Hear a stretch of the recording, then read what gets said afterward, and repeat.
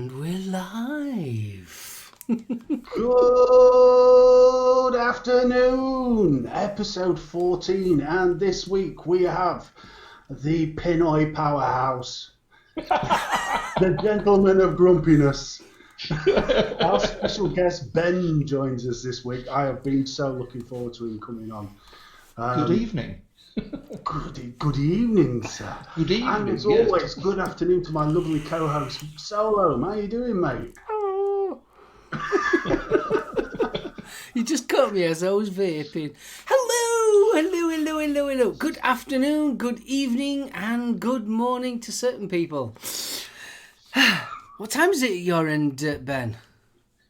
We are 9 o'clock, 9 p.m. 9 p.m. Ah, that's not 9 p.m. Very pleasant part of the day. Mm-hmm. Kids are going to bed. The old trout's just come back from trekking, so I'll be left alone. What can we say? You all right then, kiddo? Oh, marvellous, dear boy, marvellous. I can't believe it. We are on episode 14 already. I know, it doesn't seem 5 minutes since we started, does it? I know, episode 14 already. I'm just amazed.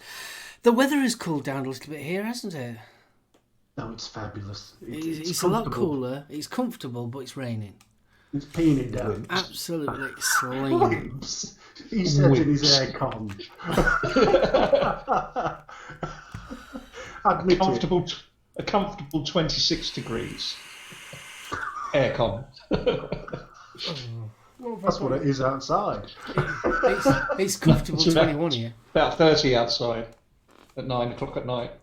Humid and horrible. I used to date a girl like that.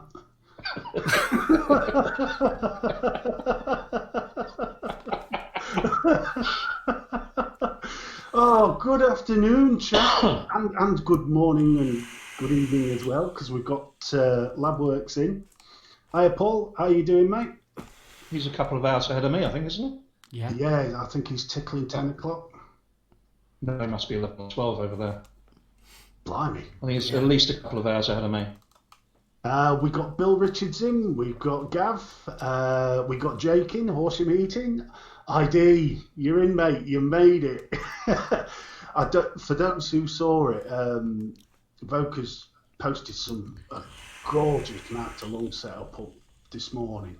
Oh, it was nice, isn't it? Oh, talk about executive box is definitely the right name for it. It's just a gorgeous bit of kit. By all accounts, it wasn't that expensive either. Well, I checked it out on. I was doing a little bit of Pinoy research for Ben's toys just to see, and it Pinoy research.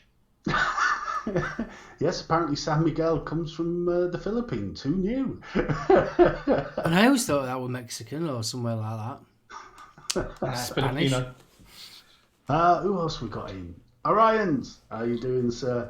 Shane, and welcome to TZM Fen. I don't remember seeing him in before. That's an unusual name, that. TZM Fen. Yeah, shut up, TZM. Matty, sorry, mate. There you are.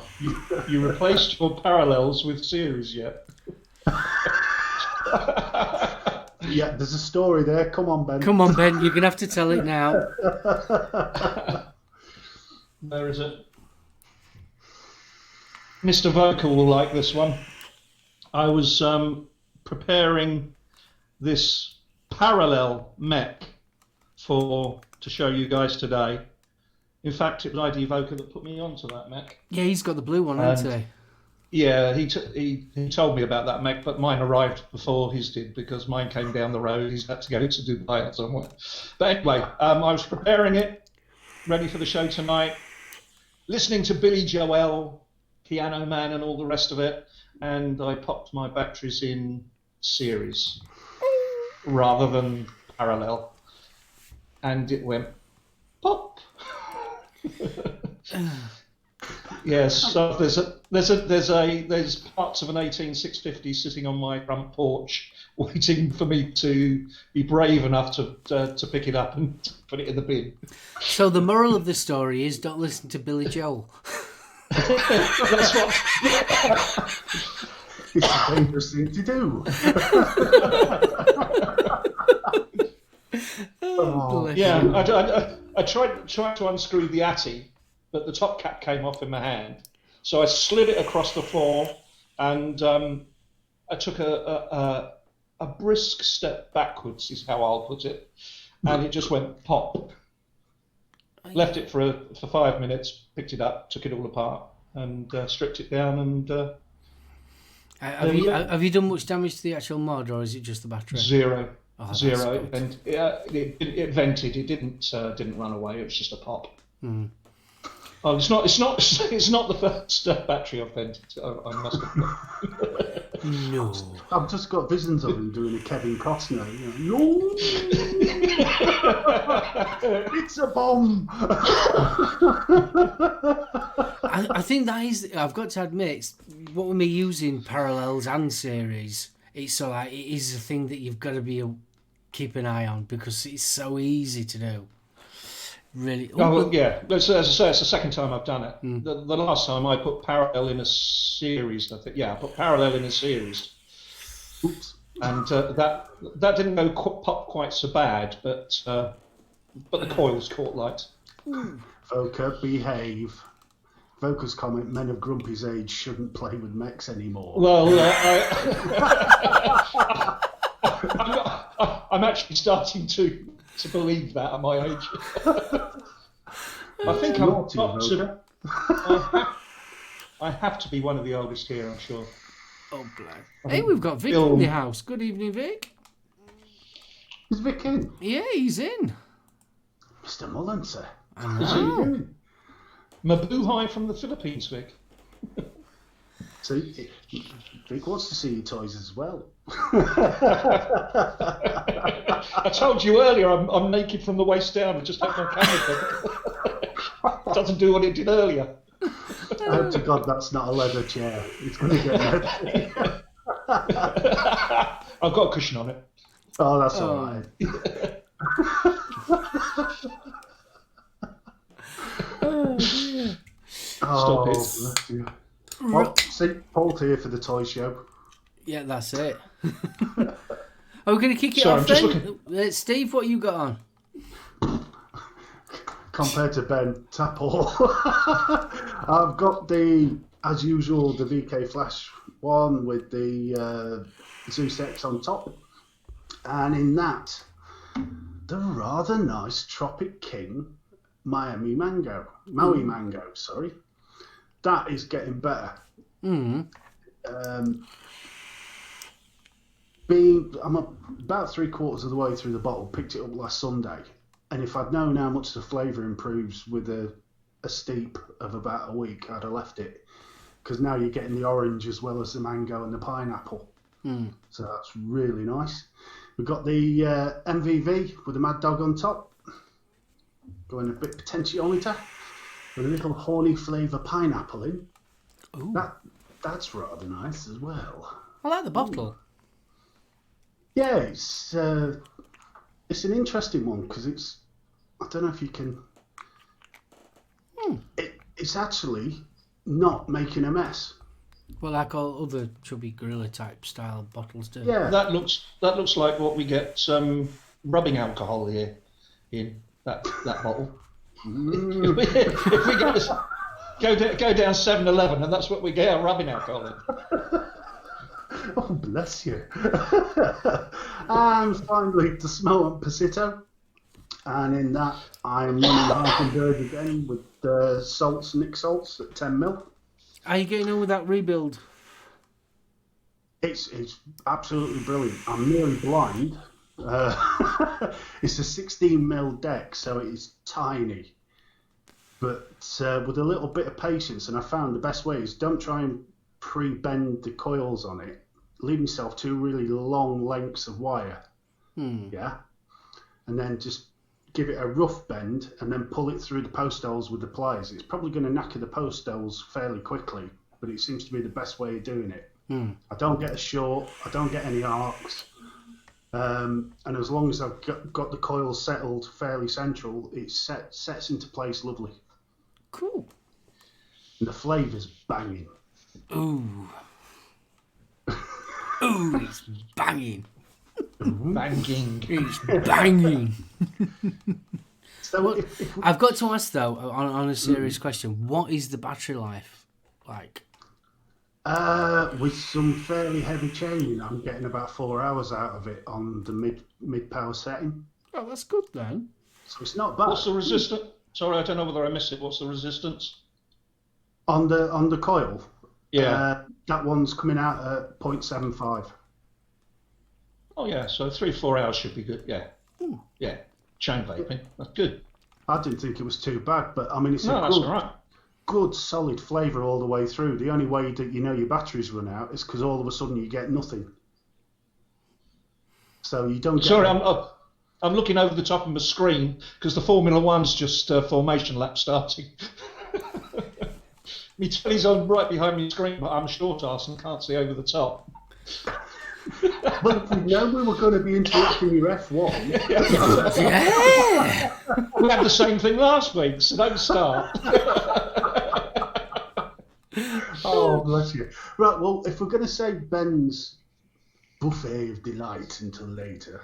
Well, yeah, I think what we ought to do, I'll just quickly go through what I've got, and then we can talk about Ben, and Ben can talk about himself and tell us all about himself. And yeah, and then we'll go from there. So what am I on? I am on the UD Hunter with the SoulOhm there.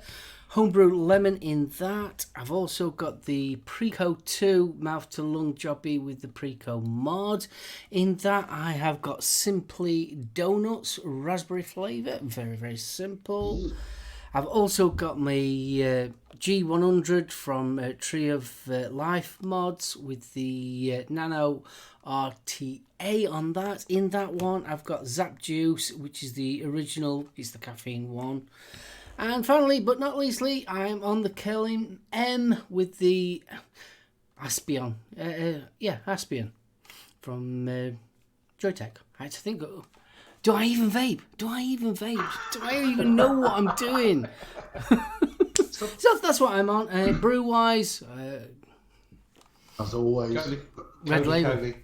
Red Label. That's it. That's all I'm on. Just before we move on, how are you finding the G1 now you've had it for about a week? Brilliant. I love it. It's got some quirks, don't get me wrong. It's a quirky homemade box mod. I mean, let's be right. It has got some little quirkies, like it's got a bit of a squeaky bits going off. But besides that, I love it. It's corking. It's got a Hammond box lean on it and all things like that. But to be honest with you, it fires and it hits brilliantly. I love it to bits. I'm definitely going to have to order I'll open one. it up and you're not going to be able to see that very clearly. It's very, very simple net mod. It's very neat, though, isn't it? Oh, it's beautifully. I've seen some wiring in some boxes like that my 12-year-old boy could do. That's neat. I like that. Yeah. Pretty. And it's got what I like about it as well. Not only is it so like everything's all handmade and all put together. What I also like is that they've thought about safety as well. You turn this fire button that way and it locks it. It's got a little lug just to the side there. Oh, simple. Simple, but blooming works. But it works. Shove it in your pocket, no worries. Yeah. And I absolutely... When you're sort of like messing about, you'll understand, Ben. We sort of like we unique mods. It's simple. It's very, very basic. It does exactly what it says on the tin. But I love it to pieces. I absolutely love it. So simple. Why over-engineer it? Yeah. Kiss. Why over-engineer it? Yeah. It's so simple. Brilliant. So, Ben, let's get it on to you. So, let's tell everybody about yourself, how you got into vaping, and we'll go from there. Right. Okay. Ben, that's me. Originally from the East End, but lost the accent. Went posh. Moved out to the posh part of Essex. Left the UK in 1990. Spent 11 years in the Middle East, and then if I told you what I did there, I'd have to shoot you. then moved out to Asia, spent a bit of time in Thailand, Indonesia, and then settled here. What are we now? I moved here in 2004. So I've been here for quite a while. I'm actually a permanent resident in the Philippines now, so I've been here quite a while. As far as vaping goes, our wonderful president here put an ordinance in place about just over 2 years ago, which basically banned smoking in public places. And I was doing about 80 cigarettes a day if I was down the pub. Four packets. I'd be on 50 a day easy, and 80 if I was in the pub. And with that, I thought, bugger me, I'm not going to be able to have a smoke down the pub. Quite a few of my staff, at the time I had 300 staff, and quite a lot of those were quite young Filipino guys that were vaping. And I just went round a few of the shops here, knowing nothing, absolutely nothing. I went around a bunch of the B&Ms here, looking at different bits and bobs, and walked in. Let's get this right. I completely failed at trusting anybody that I'd spoken to or whatever. The missus was driving, pulled up. We were off to the pub actually. Pulled the motor up into a gas station, and in the gas station there was a B&M store. So I said to the old trout, "Hang on, I'm going in there." 4 hours later, after chatting to the guy in there and the guy explaining everything to me, I walked out with my first kit. So that was just over 2 years ago. And I've been vaping ever since. That's a Is big that enough? Yeah, that's more than enough. I'm a bit frightened to ask you any questions now.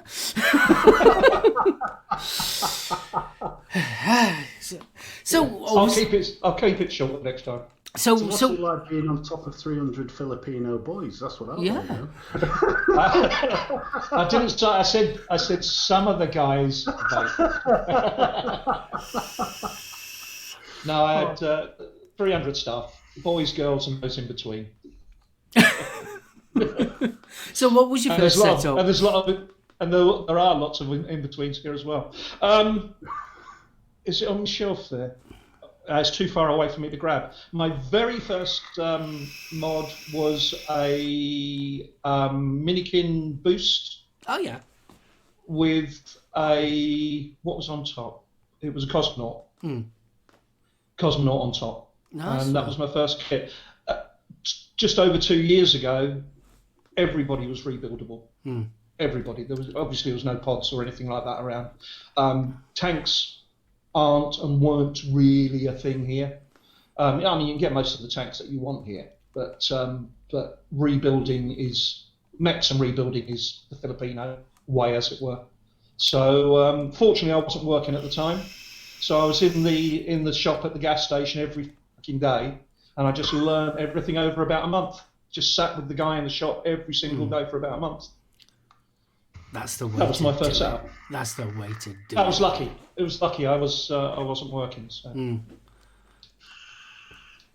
Yeah, I mean, a lot of my vape knowledge when I first started, I was really lucky. We had a really good B&M open up in town, so I used to pop in after work just for an hour or so. Yeah, and it's amazing what you pick up.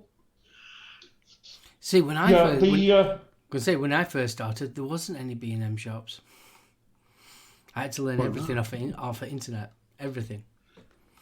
Well, if I'm actually, here's a little story for you. If I'm actually completely and 100% honest, my first vape was in 2008, and I had a Cigalike, the company that I work for, the owner, he bought Cigalikes from China into the Philippines. And he now owns Element, the juice. All right. Right. So Mr. Galazan, Isaac, is a good mate of mine actually. And he was over. We bumped into each other for the first time in a number of years. He was over at a big vape show over here about nearly a year ago, and we've been chatting. I might bring Venom if things work out. I might bring Element into the Philippines. Awesome. So we've got to ask you, what are you vaping on? Excuse me. Right, we'll just sit back, relax. I've got my Coke. I'm settled. Right. Right. I'm not actually vaping on all of these. I've just got some of them set up to show you. Whoops, there we go. That's the. Let's do this. I'm new at this, guys. Sorry. No, that's cool. Can you see that? Just. There we go. Ooh, that's nice. That is the Pillac Supremo +1. That is solid silver top to bottom, including the spring inside, with a little Ultim switch cover. The company that makes these is 2JNT. They're actually silversmiths in the Philippines, and there's no CNCing on that. That's all handmade. And when people say that they've got tubes that hit like a truck, that hits like a truck. That's I treated myself to that about 6 months ago. So that's the Pillac. That's the bomb. The one that. It is nice that though. This is a parallel mech. I've got the original OG 22mm goon on top. Still love that. Still works great. That's a really nice Atty. The one that Voker's got, is it me or does it look like the Starry Starry Night? I think he's looked better than mine. It's nice. Yeah, honestly, it looks like Van Gogh's Starry Starry Night. It's absolutely superb, the one that he got. In fact, he was, as I said earlier, he's the one that told me about this particular mod. It's made about half an hour away from where I live, maybe an hour. It's made by a company called 822 Philippines, and this particular model is called, help me out, ID Voca, I think it's called the Alap. It's gorgeous. All brass, copper internals, and stabwood body. Is that one? Now, here's one. Don't answer this if you don't want to, but Alan's just asked in chat, can he be rude and ask how much the silver tube was? To you over in the UK, or I think they're about 350, 400 quid. I pay just shy of $300 for it. Blimey. Just shy. But when you think that it's solid silver and it's hand crafted, there's no CNCing, it's hand engraved, it's hand turned. And the company, as I say, I don't know whether you'll be able to see this, the company itself are actually silversmiths. And they've been 2JNT have been doing mods for a few years now. I don't know whether you'll be able to see that, but even, can we do that? Yeah. Basically, the top plate is beautifully engraved. The little top cap, I can't really show you there. As I say, I had another camera jerry rig, but it didn't work to show you the detail. So I'm a bit pissed off about that. So that's that one. Apparently this it's is the Alab. Alap. Thank you. Yeah. That is. Does he even vape? This is the quite a well-known brand is MCM. Yeah. This is the Spike V2, which is a little side fire, little dinky little thing, solid brass with a silver battery adjustment in the bottom. You've got Ultim in the middle. You can get all different types of centre part, which breaks up your contacts. That's just an 18650, but it's a solid little mech. And on top, I've got the recurve single, the old original recurve with the Ultim straight cap on it. That's a nice little beast. it's like a truck. It's like a drunken hillbilly. Right. Again, Mr. Voker, we know the stuff that he's got. He's got this one as well. I'm not sure whether he got mine. He got his first or I got mine first. This is my favourite mech that I own. Not particularly expensive. Whoops. That is the Dinescami. Oh shit. That's the Dinesa V2. It's can you see that? Yeah. Trying to get that. Ooh. I don't know what the word is when I can put it that way. Yeah, I know. Or that way, and it says Dinesa. Again, a small company that manufacture just down the road from me, about an hour or so away down the road. It's brushed stainless steel with a copper tube inside, so it's all copper connections inside, Right. copper top plate. I can't say copper top plate. Very, very simple button in there, which is a very, very. I mean, the button is probably no bigger than that. Oops, about that high. Tiny, tiny little button in there. Magnet switch. And on top of that, Bogan actually had these made to match this mod. It's the original. I'm no good at this. It's the original. What's his atomizer called? Bogan's atomizer. Oh. Yeah, my brain's gone dead. Yeah. Help us out. Yeah. Somebody help us out. Yeah. Anyway, it's Bogan's atomizer that he had made with the brushed stainless steel to match the mod. Bonza. Because he liked the Bonza. Yeah. Thank you. And that is my favourite setup. It's not the most expensive. It's not. It's still blooming pretty. The most, but it's just a lovely mech. Again, 18650. I just love it. 18650s are very, very popular over here for the simple fact that the availability of bigger batteries is just not constant.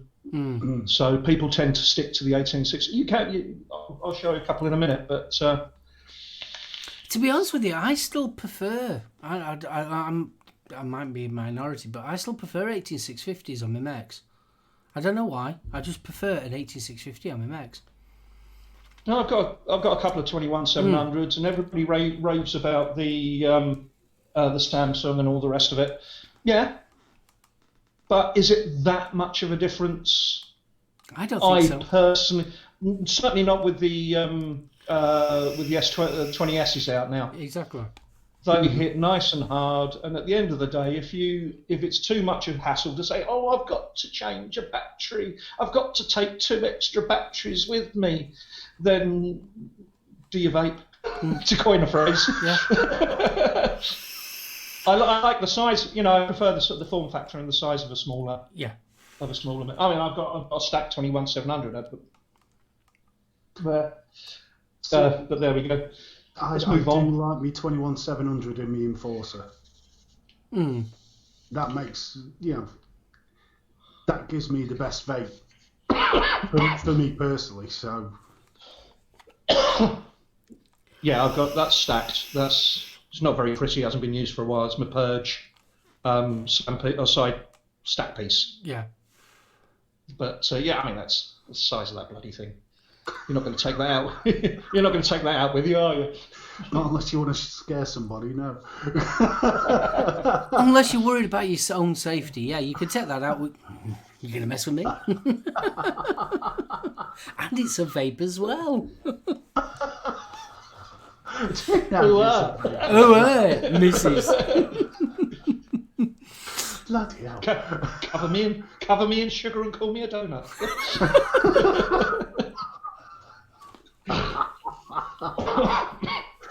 Right. You might where I live. Let's move on to another one. This is one which I absolutely adore. This is the Alter Ego. Alter Ego make mods for a lot of other people. To be fair, I'm not going to name names, but there are some. I'll show you this again in a second. There are quite a few well-known brands out there that even people with a passing interest in Filipino gear will know that aren't made by themselves. They pass it over to people that have actually got the CNC equipment. And Alter Ego is one of those companies that makes for a lot of other people. And this is one of their own mods. This is called what's this one? This is called the Evoke X. This is a newer mod. And we were talking about parallel and all the rest of it earlier. This can be modified with a couple of components in the top. That can be changed to parallel or series. Oh, that's good then. So you can just change a couple of bits about inside. It's a twin 18650, and if you really want to be clever, you can add the extension piece. Oh yeah. Take this bottom part off, and it becomes a para series. I was going to show you set up as para series this evening, but the RDA I wanted to show you is in low resistance at the moment. But that, I don't know whether you can see that, the Kubera. This is sold out of the US by Deadman's Handle, I think the name of the company is. Right. But it's made locally. Yeah. It's a nice looking setup. Oh, I love this. It's very heavy because the frame, which is I keep doing this wrong. The frame, which is this part here, and then inside the Ultim here, is solid brass. You've got all your pins and everything inside is all solid brass, silver plated, and the centre part there, that's aluminium. So it's quite a chunky, heavy beast. It's blooming gorgeous though. That one's nice. I saw you putting the pictures up, and it was so like, oh gosh. I didn't have time to clean them, but that's the full brass stainless steel, sort of full brass version.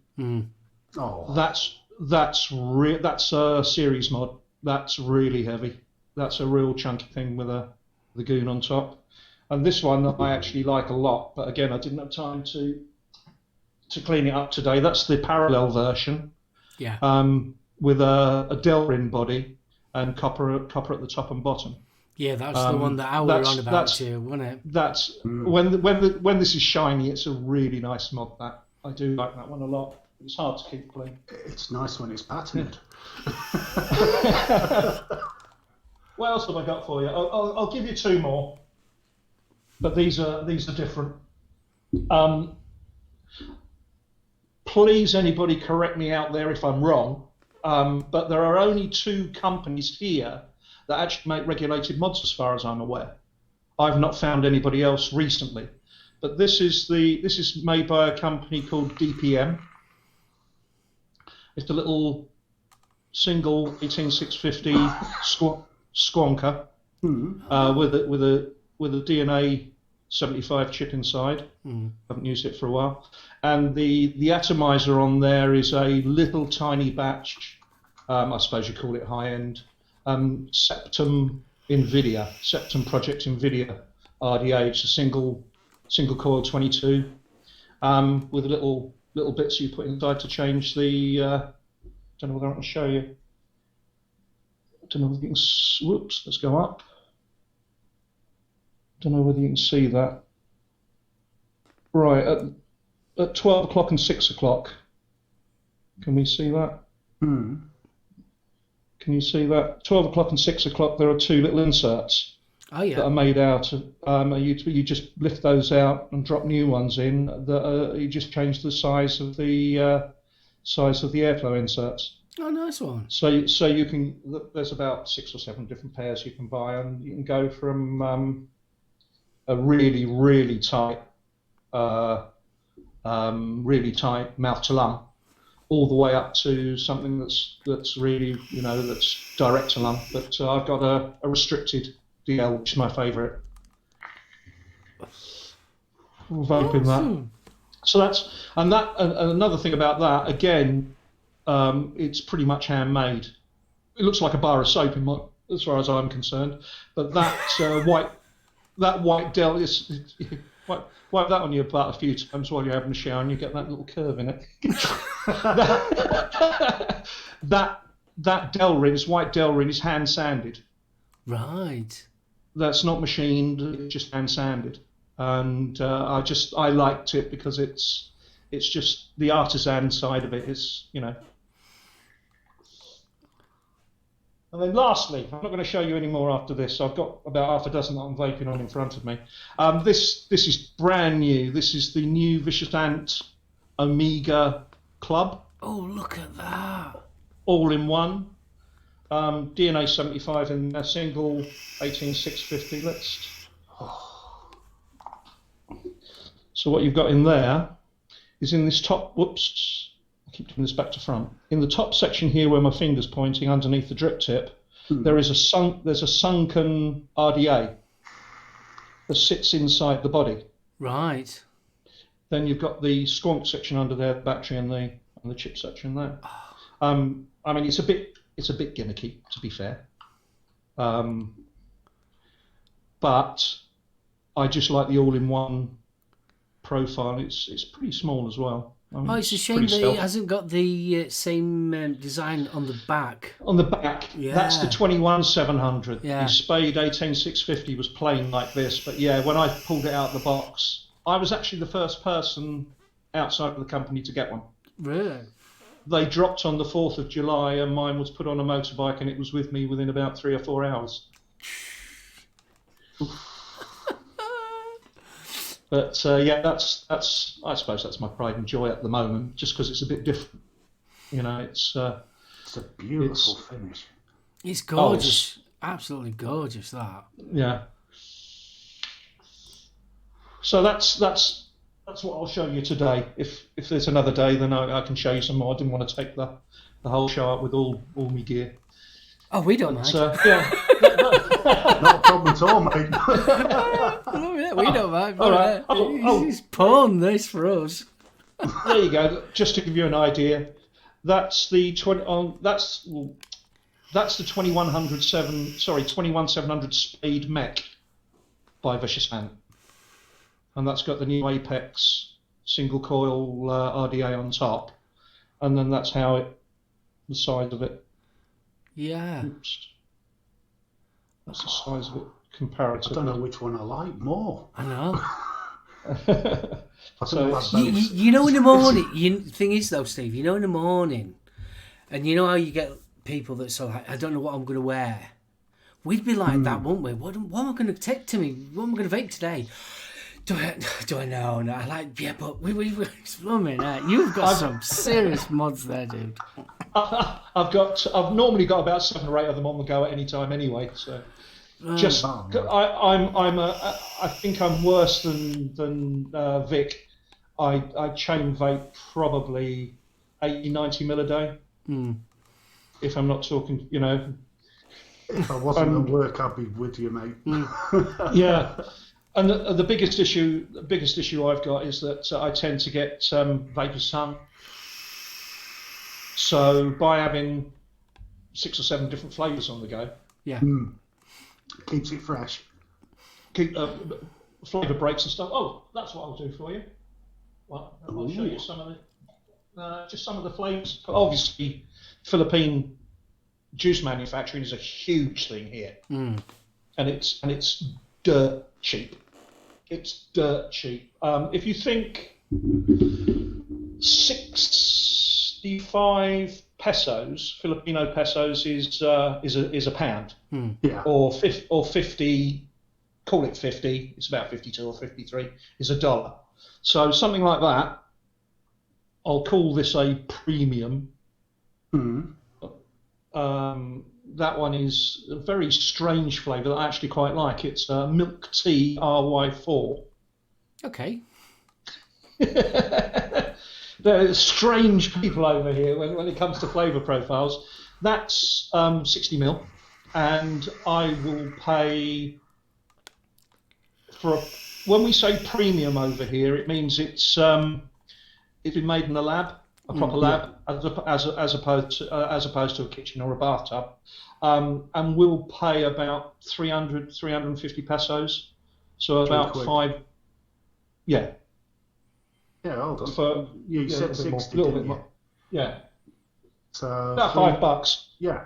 $5 or $6 for that. Jeez. So that's one I'm vaping on. This is one of my favourites. This one is called Unicorn Poop. Why?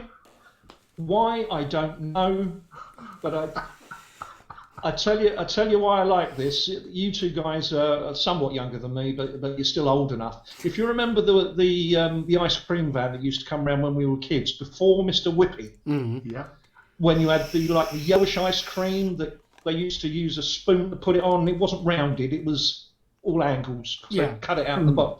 It tastes exactly like that. Oh, so it's proper vanilla. Proper vanilla, old-fashioned ice cream. It's lovely. That's a really nice one. I want some. Here's one for you. Bailey's? Look how it's spelled. Nothing suspicious there. The artwork is scary. Yeah. Mr. Vocal will know that, because that's made by I think it's called Dubai Brew Works or something. A couple of Filipinos that used to live over in Dubai came up with this stuff, but it's now moved back and it's produced locally in the Philippines, and that is absolutely spot on.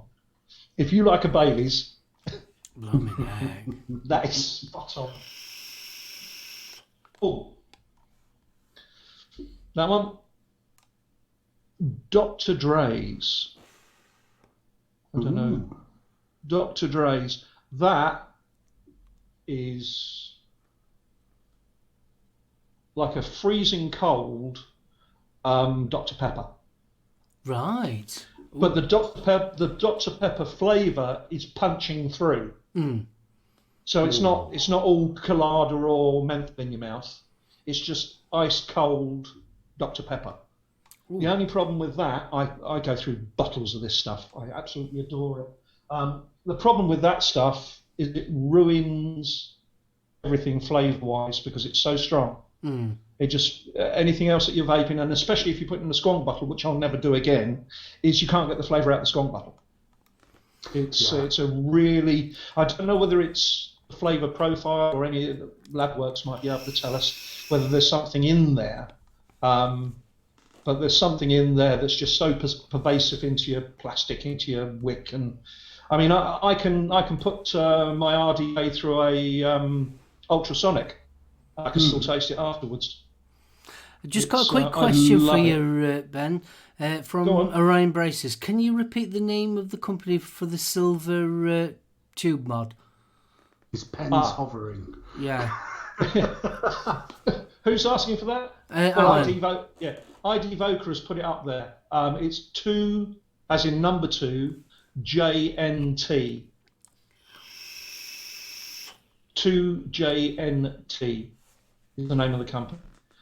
They've got a sales page. Maybe they won't have a sales page anymore on Facebook, and they've got a members group on there as well. If they've been taken down or they're moved, PM me and I'll put you in touch with the owner. Lovely old lady, and they do most of the stuff to order. Awesome. I put my order in. I was given 3 or 4 choices of artwork, and it took me a week to get it. Really? Blooming that is good. Yeah. That really is good. Yeah. So, I think I've taken up enough of your time there. So, Steve, I've got to ask you, have you got any news today? Yes, we have news. None of it's good. I'm still getting over that silver tube. I know. That was gorgeous. There's people out there paying that sort of money for a purge, and they could have that sort of hand craftsmanship. Yeah. They did a silver purge, and it was something like $3,000, I think. Ouch. I think it was something. I could be wrong. It might have been higher, but it was something like $3,000. I'd already got mine, and I thought, Christ, I'll have a handmade, hand-turned. Well, device. if you do want the link, it's actually up in the chat now. So that's the Mr. Hodgson, thank you very much. Oh, you put that up there, did you? Yeah. You found it. Good man. No problem. Right, so on to the news. And the World Health Organization have raised themselves high in our hearts again by saying vaping is undoubtedly harmful. Probably this is the World Health Organization. Oh, Jesus, Mother Mary and Joseph. A remarkable statement in anybody's book. So it's the WHO report on global tobacco epidemic 2019 is funded by Bloomberg, who Paul mentioned when he was on last week. Bloomberg, as we know, he lives for anti-vape, which is the problem. And the spokesman for the WHO is reported as saying, although the specific level of risks associated with electronic nicotine delivery systems has not yet been conclusively estimated, ENDS are undoubtedly harmful and should therefore be subject to regulation. In most countries where they are available, the majority of e-cigarette users continue to use e-cigarettes and cigarettes concurrently, which has little to no beneficial impact on health risks and effects. Absolute cack. Yeah. Given they're supposed to be a medical organisation, I am amazed that they are actually publishing comments like that. Now, it caused a little bit of a furore, and Dr. Moira Gilchrist, the VP of Philip Morris International, so yes, okay, big backy, but it's a lovely statement, this. Group of unelected bureaucrats issue report funded by an ideological billionaire. They're all in harm reduction denial, out of step with science, out of step with public opinion. The question is, why? Yeah, that's got to be one of my favourite quotes. Yeah, and it's a blooming good one as well, isn't it? Why? Exactly. I mean, of course, it's not going to be the cash, is it? No. No. Oh, no. It's got nothing to do with money. Not at all. Right, and again, I'm going. This is turning into a LabWorks love fest. Bill? Paul put this up on Facebook. Juul were grilled by US politicians this week. And before we came on, Ben, myself and Mark were talking about this. The House Committee on Oversight and Reform's Economic and Consumer Policy Subcommittee sat under the title Examining Juul's Role in the Youth Nicotine Epidemic. And there was so little knowledge of vaping on the politicians' side, it was terrifying. It was frightening. It was. Yeah. It was absolutely scary. Do you know? I didn't watch the second one. I only watched the first one. Before we go any further, there was a little bit that really, and you know how certain things stick in your brain. Juul was on the stand, and they turned around and was explaining that they'd taken every flavour off the shelves of brick and mortar stores, and they could only buy your mangoes and things like that on the online store. And the bloke that was in charge was arguing the monkeys about mint being a flavour. And I was shouting at the actual screen, isn't tobacco still a flavour? He was arguing because obviously they've taken all the other, the fruit flavours off the shelves of these shops, but they'd left obviously tobacco and mint, which is obviously kind of been the standard for God knows how long for cigarettes anyway, the standard mint and tobacco flavour. But it was he was arguing about the mint side of it and the menthol side, and it was well, isn't tobacco still a flavour anyway? It was sorry, I know that's changed the subject totally, but it just really got me that on that subject though. I think one thing that these people really don't understand is that when many of us swap over from cigarettes or have swapped over from cigarettes to vaping, we want to get away from that horrible tobacco flavour. Yeah. Yep.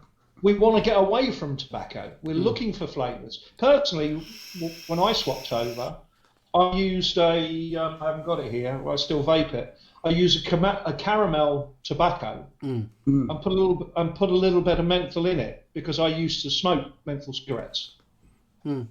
So in fact, it was the guy that helped me get off the cigarettes that recommended it.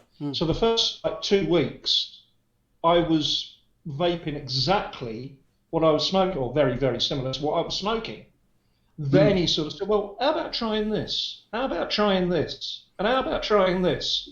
Within a very short period of time, I was in the pastries, custards, fruits, and all the rest of it. But now, I haven't touched tobacco since I quit. I don't do any straight tobaccos, only RY4s, because I do like that, as you've heard me coughing, I do like that sort of throaty hit, but with a bit of sweetness and stuff in it. Yeah. I do like an RY4, but no straight up-front tobaccos. I haven't used it since. I mean, the first tobacco-ish flavour I tried was last week, and it was Nick Salt at the local B&M in Retford. It was a green apple tobacco. But then again, it didn't taste of tobacco for me. I mean, my taste buds are weird anyway. It was more like a sort of candied apple with a sort of earthy undertone. It didn't particularly taste of tobacco. So I still would say I've not knowingly, I got a mouthful at yours, didn't I? Yes, that horrible one. He didn't warn me he got a tobacco in this thing. He said, here, have a blow on this. So we'll get back to the Senate. There are some very worrying numbers being thrown around in this hearing, and the Senate. There was a claim that for every adult smoker that quit, 81 youngsters take up vaping. So if you do the math, that means if there's 2 million smokers quit, there must be 160 million teenagers vaping in the US. How many? Exactly. They reckon 81 youngsters, for every one adult yeah, smoker, I got that bit. 81 youngsters start. Yeah. So if 2 million smokers have quit, that means there's 160 million new vapors in the teen bracket, which is absolute codswallop. That's one in 6 of the population, just about. Something like that, yeah. So that's 600 million in the States, isn't there? Something like that. About that, yeah. Yeah. Yeah, right. I mean, this thing was obviously, this was a panto. The whole thing. I mean, watching it I watched I didn't watch the first one. I watched the second one, and it was 2 hours and some minutes long. And I recommend everybody to go and watch it, just to have it literally sat in the background and just listen to the. I like it. Get the hammers off. It's up there. Well, yeah. But your head's in front of it, son. I'll move. There you go. Dear God, he'll be bursting into I'm Forever blowing bubbles next. Well, funny enough, my bottle opener actually plays I'm Forever blowing bubbles, but I turned it off. There's a little speaker there. Can you see it? Oh God! Every time you crack a bottle, it plays I'm Forever blowing bubbles. Here's me thinking he's a man of taste. Taken to me first game when I was 6 years old. I didn't have any choice in the matter. Oh, bless you, mate. Followed him ever since. Absolutely. 8 year season ticket old when I was back home. Blimey. I was in the Arsenal end at the FA Cup final in 1980. Last time we won anything. That was a dangerous place to be. Well, my older brother's a gooner, so and he got the tickets. Well, you can get tablets for that now. It's fine.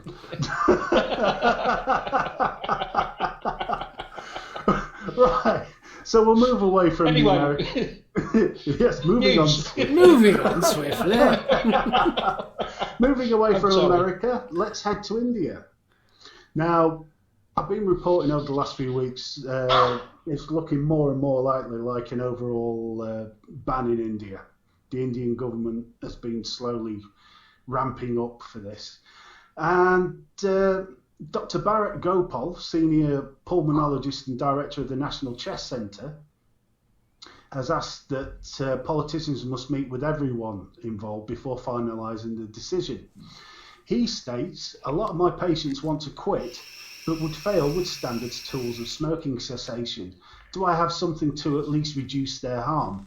E-cigarettes and other types of harm reduction alternatives have been available since 2003 and have helped millions quit the habit of smoking. These products meet the needs of some ex-smokers by substituting physical, psychological, social, cultural and identity-related aspects of tobacco addiction, which is something you don't hear touched on that much.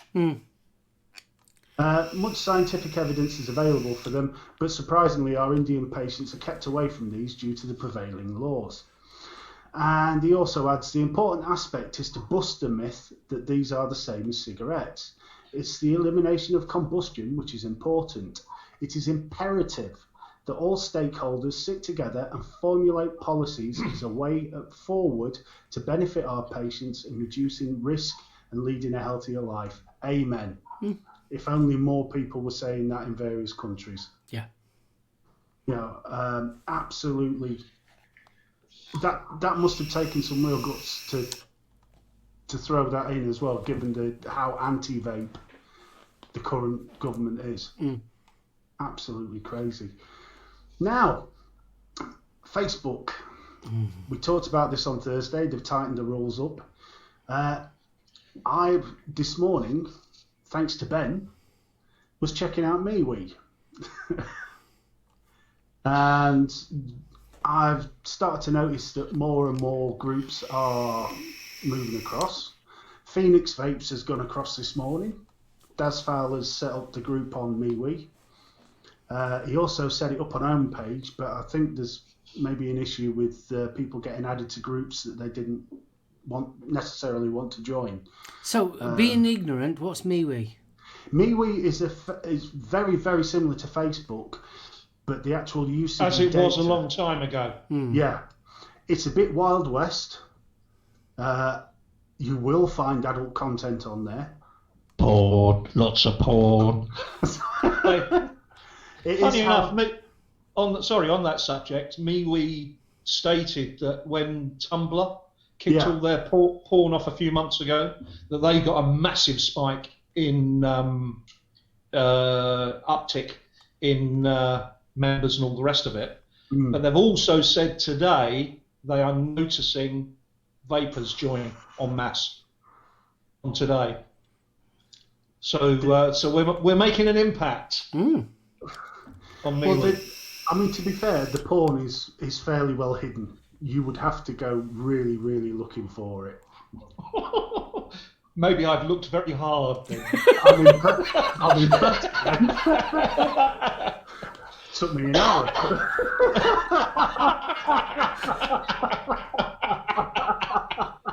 I'll send you a few links. Good lad. But there is now a Tales from the Home page on MeWe, which is also. And I'm a member.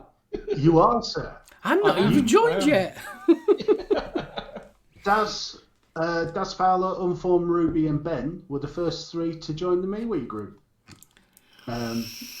Hopefully, we will see more on there. There is a very nice feature with the calendar where you can put an event on, and then anybody that's a member of the group on MeWe will get a reminder that the show's coming up. So you don't have to rely on the iffy YouTube bell anymore. But of course, we're always going to say subscribe.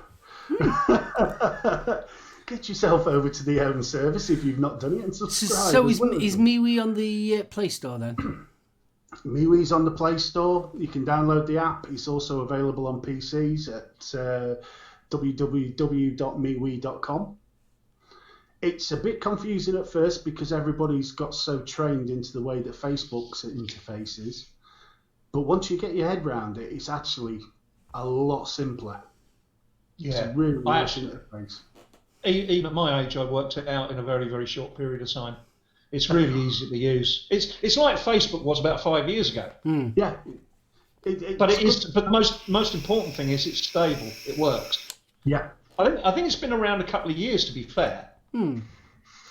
I've come across different people that have been there since 2017, 2018. So I don't think it just hasn't taken off. Well, I think if Facebook carry on the way they're going and Insta, I mean, it doesn't fill the Instagram hole, but it definitely fills the Facebook hole. Oh, it's got the chat on there, so you can actually have live chat at the same time.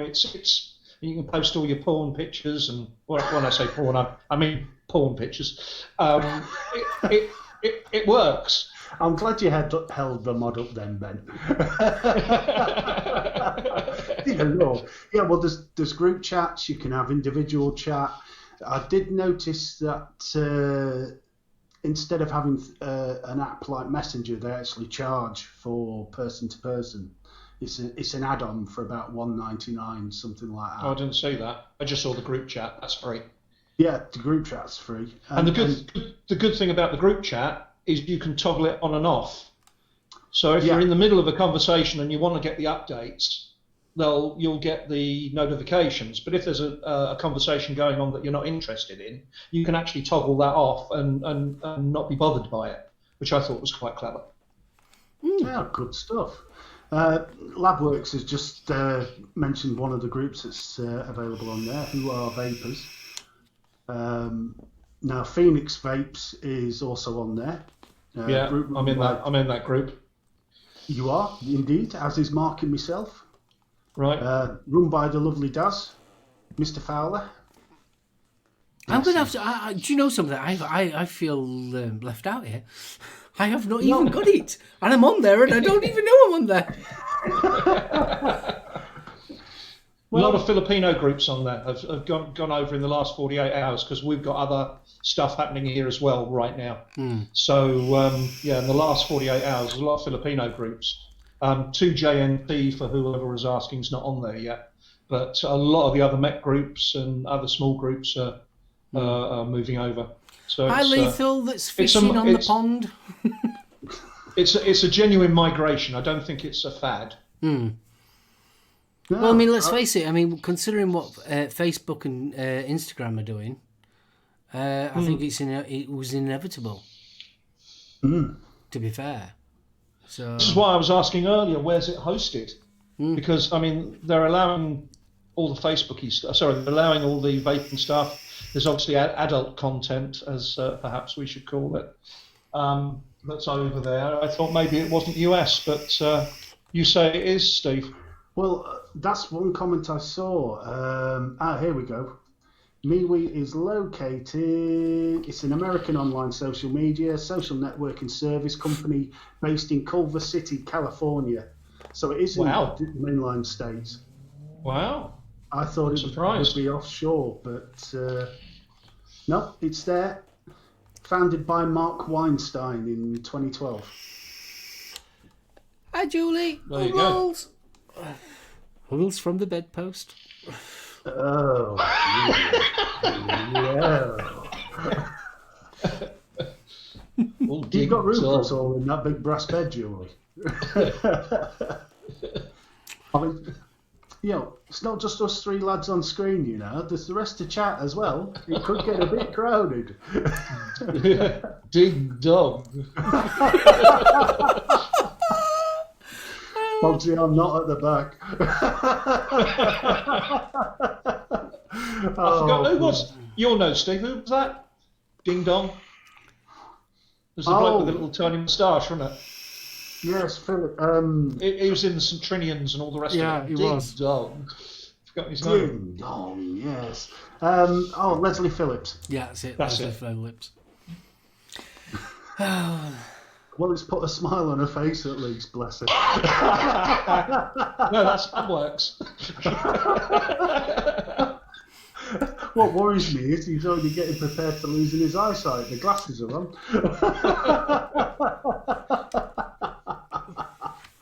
Oh, bless you. So, I mean, Ben, this Philippines tax, Yes. I think now's the perfect time to slip that certainly one in is. as well. That's what she said.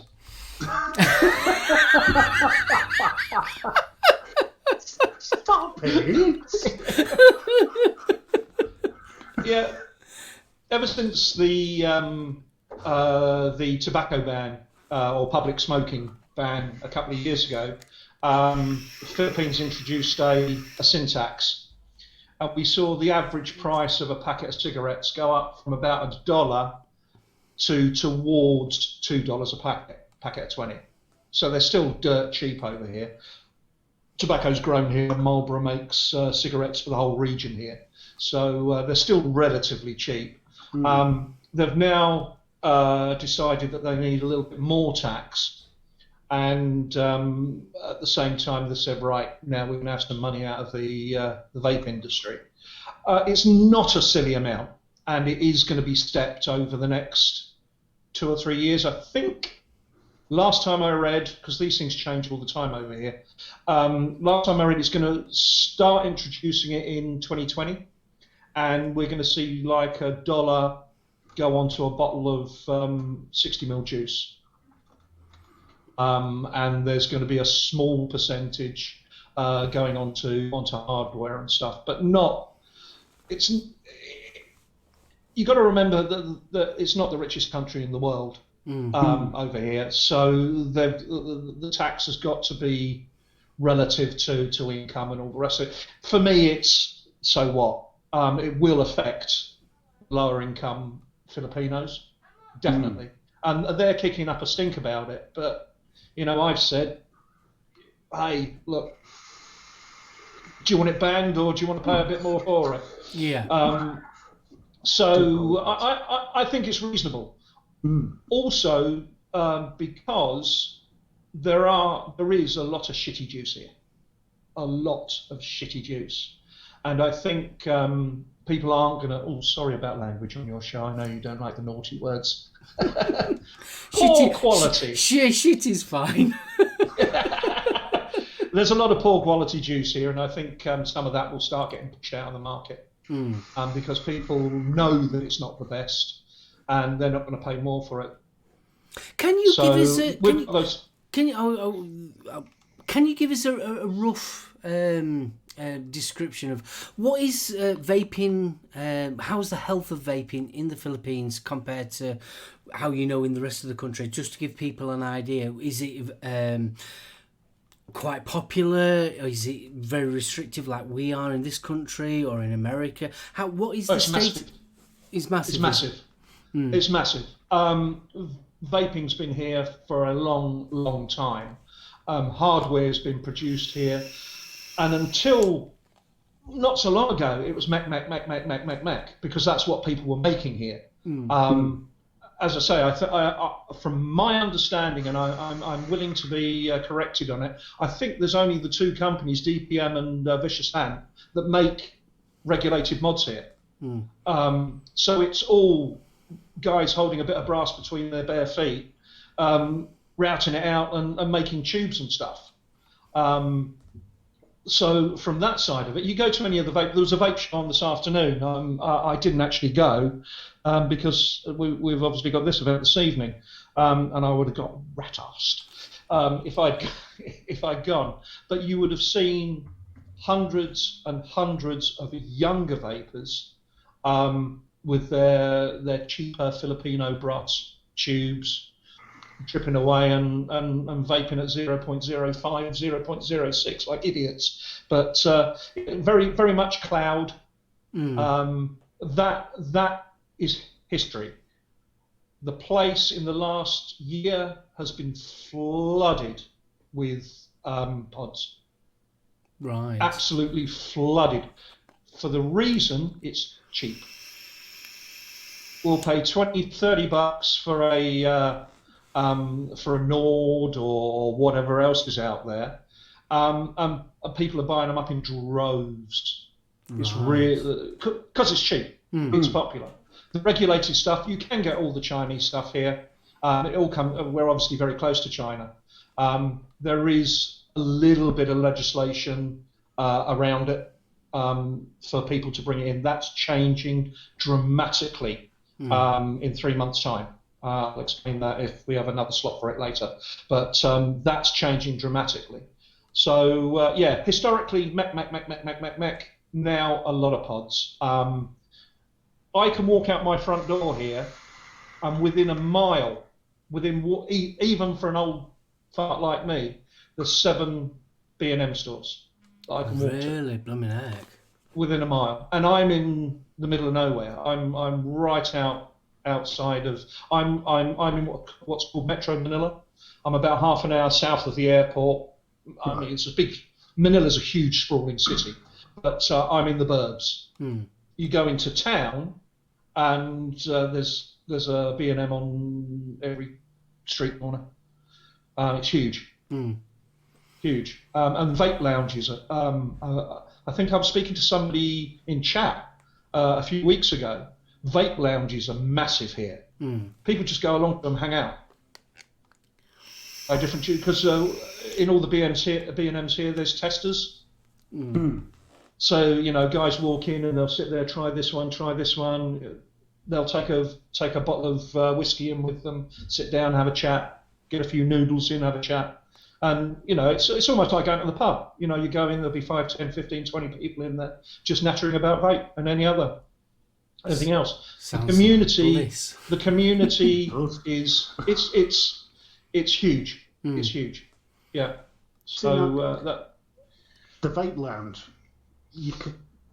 that could quite so easily be started here. There's nothing that actually says it's not illegal to vape inside in the UK.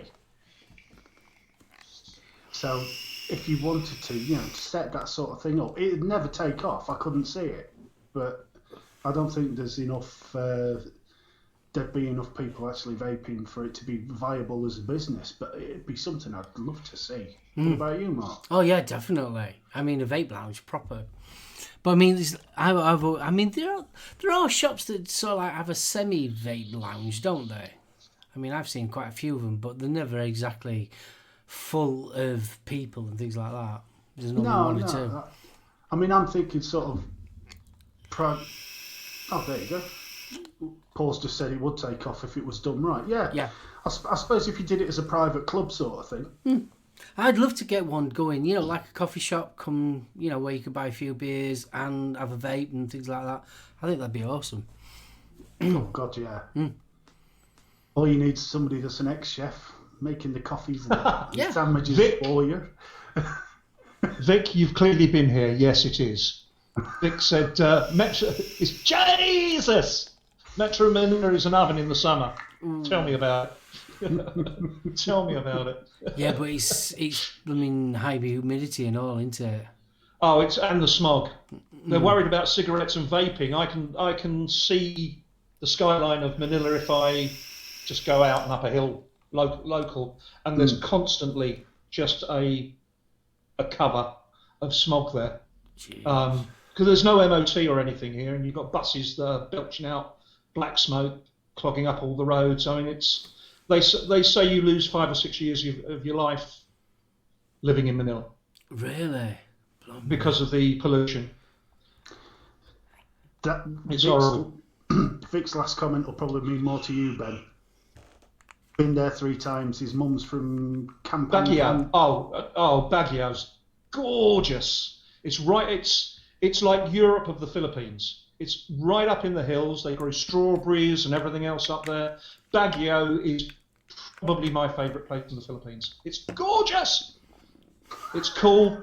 People that have got any money, and there's a lot of people here that are filthy rich. They'll have a summer house up there, and they'll get out of the city and go up to Baguio. It's an amazing place. Really nice. You sold me, mate, with the vape lounges. You didn't have to throw in strawberries and Baguio as well. In fact, my missus was the old trout was doing a trekking and mountaineering up in Baguio a few months ago. Brought a load of fresh fruit back and stuff like that, and it's lovely. Now, can we talk about the old trout a bit more, bless her? Because you always refer to her as the old trout. But she started vaping 2 days after me. Oh, bless her. She was on about a pack a day. I was on about 3 or 4 packs a day. I brought me vape. In fact, she came in the vape shop. She actually had to go to the ATM to get the money out so I could buy my first vape kit. Yeah, she's a vape. I sometimes post pictures because she'll do a vape picture when she did a really nice one not so long ago. She was up in the rice terraces where Endgame was filmed, the end part of Endgame, Marvel thingy. And she's got a picture standing up right above the rice terraces. She trekked all the way to the top of the terraces, and she's flying a big cloud up there. Keep an eye out for the old trout on my Facebook page. Oh, bless her. She keeps me young. She also let you have the man cave, mate. Oh well, that's another story. That's another story. I engineered that one. She might watch this. She watches Chunkmeister because she knows Chris, the other Chris on there. He used to live in the Philippines. That's how I got to know Chunkmeister, because his other guy, the Holster, he lived in the Philippines for many years. We were family friends. We used to ride motorcycles and stuff together, and the kids used to play with each other and all that sort of shit. So she watches that, but she doesn't know I'm here. She will soon, mate. Yeah. Thank you very much. It's a great. Bottom line is, it's a great place to be if you're a vapor.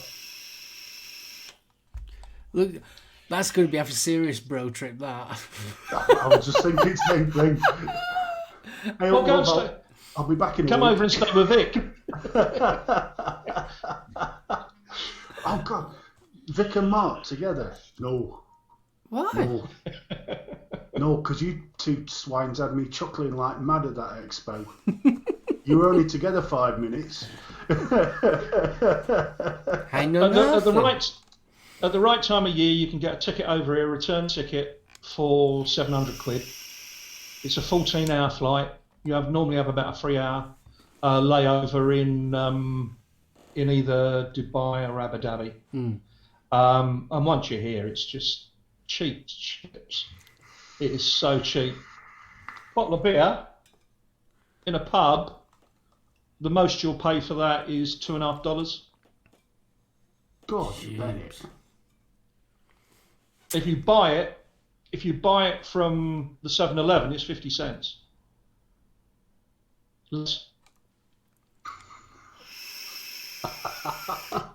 Right. Chips. Nice. Road trip. You ain't kidding, son. Actually, last year, do you know Chad, Pal 702? Yes. He was meant to be coming over here for a visit last October, but a couple of family things got in the way and he couldn't come over. I was organising, hopefully, to take him around a few other places here when he came over. So that may well happen in the future. We don't know.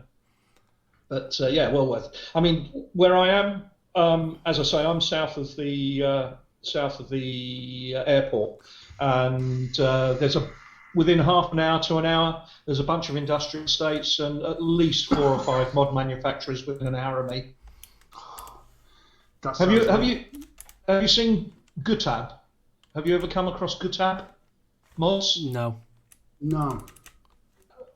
Really artisan, really unusual mods, all handmade with chickens running around outside underneath the workbench and all the rest of it, usually brass and all the rest of it. He's like 20 minutes from me, and he makes some really unusual sort of wooden puzzle mods and stuff, all mech. Makes some really unusual stuff. He's like 20 minutes down the road. Danessa's 40 minutes. Vicious Ant's about an hour and a half, 2 hours away. Sounds like blooming heaven for me. I mean, especially with me being into me mechs and like that. It's like, oh yes, dribble. With our shiny itis, Oh God, yeah. It's all like, why can't the UK be into mechs as much as they are? It's all like crazy. There you go. ID Voker has said to you, it sounds like a plan. It does, yeah. He says, come and pick him up at Dubai and we'll come off. Well, yeah, you'd stop halfway in the airport there for about 3 or 4 hour layover before the second half of your trip. I'd look after you. Come over. I'd actually go out in the sun for once. Oh, bless. You burnt into blisters, mate.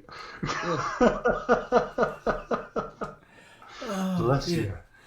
Hotels are cheap as well on the beaches. I mean, you can pay silly money and go and stay at the Shangri-La and all the rest of it. But some of the smaller local hotels at the beaches, and we're looking at beautiful, beautiful, clear water, and some of the best beaches in the world are here. And you're going to pay $50, $100 a night maximum for a decent bed, a decent place to stay. You can go to the backpackers' places for a fraction of that. And of course, even when it rains here, I mean, bucketed down this afternoon, you'll have a shower in it. It's lovely and warm. In which case, I'm going to kip on the beach and save some brass. Well, a lot of people do. A lot of people do. There's plenty of campsites, tent sites, and all the rest of it for staying on the beaches and stuff. Stand outside, yeah, very you go and wash. I mean, one of the most favoured destinations here is a place called Boracay, Boracay, Boracay. You can pay $500-$600 a night at the Shangri-La at one end of the beach, and on that same beach, having access to absolutely everything, pay a couple of dollars a night to stay in a tent. You know, that's one of the best beaches in the world. I'll post some pictures on Facebook of the sunsets there. You'll be amazed. Sounds idyllic, doesn't it? Damn well it does. Let this quiet, Vic. Let's just say the pros outweigh the cons. I would imagine so. I mean, there's actually, it's not really taken off hugely yet, but there are a number of designated sites for expats to retire here. Oh, yeah. So they've built up the infrastructure with decent schooling, they've decent internet and all this sort of stuff, and they encourage expat. Obviously, with the American influence over here, I mean, this was American colony for about 50 years. There's a lot of American vets. I mean, the Philippines is essentially the largest aircraft carrier for the Americans outside of the USA. They had two massive bases here, so there's a lot of retired vets here. And now the Aussies are moving in. They ain't so bad.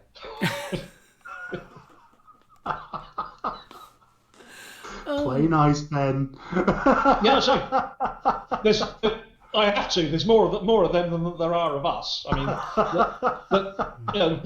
Brits. I mean, Philippines was Spanish, then it was American. I mean, I think we nicked it. I think we nicked the Philippines. So we actually ran the Philippines for about 18 months when we got pissed off with the Spanish in Singapore many years ago, and we ran the Philippines for about 18 months. But other than that, there's very, very little sort of relationship there. So the British community here is it's there, it's substantial, but it's not like many other countries that are involved here. The Aussies and Koreans are huge here. Loads of tyres and stuff like that for the Korean car industry are manufactured over here. So yeah, it's not like going to Thailand where every other person is a Brit. It's a bit different. But there we go. Come over. That's all I'll say. Come over and see us. History, yeah, I was going to say. There you go. Yes, the Spanish, hence the name of the country, Philippines, King Philip's Pines. Yeah, I think they had it for about 350 years, something like that. King Philip Pines, So far we've had vape porn. Yeah. Where to go Manila, San Miguel, and a history lesson. Oh, there's a lot more of that. Where that came from? Manny Pacquiao. So, is there anything you miss about the UK, Ben? Going to West Ham. Other than the football? Proper English beer. I was brought up in the pub trade. I was tapping and spiling casks when I was 5 or 6 years old with my dad. So a proper pan hump, hand pulled, warm, flat, good beer. I miss that. And as I say, I lived in the Middle East for years. I lived in the States for a couple of years. You can't beat a British summer evening anywhere in the world. Sitting in a pub garden, sun going down at 9:30 at night. You might get 2 or 3 of them a year, but I desperately miss that. Well, where I was raised as a kid, I was raised right out on the east coast of Essex, a place called Burnham on Crouch. Very yachty, frightfully posh. Huge yachting centre there. And we used to go yellow welly bashing, and used to sit on the seawall there with a pint, with the sun going down over the river. I miss that desperately. That's probably it. Nothing else. That's enough, mate. You've made me homesick, and I'm here. Yeah, beer, football, and summer evenings. Yeah, it's just that thought of the summer evening bit. Have you had one yet? You might get 2 of them every year. That's about it. But they live in my memory. I haven't seen snow for 30 years. Really? You're not missing out, mate. Yeah. You're not missing out. I've owned an overcoat for 30 years. Well, we occasionally slip on big coat, don't we, Mark? Occasionally. But only when it's proper parky. It's got to be really parky for us to put. And it's got to be really cold for us to shut the window when we go to sleep. Really cold. Here you go. You'll like this one. This one.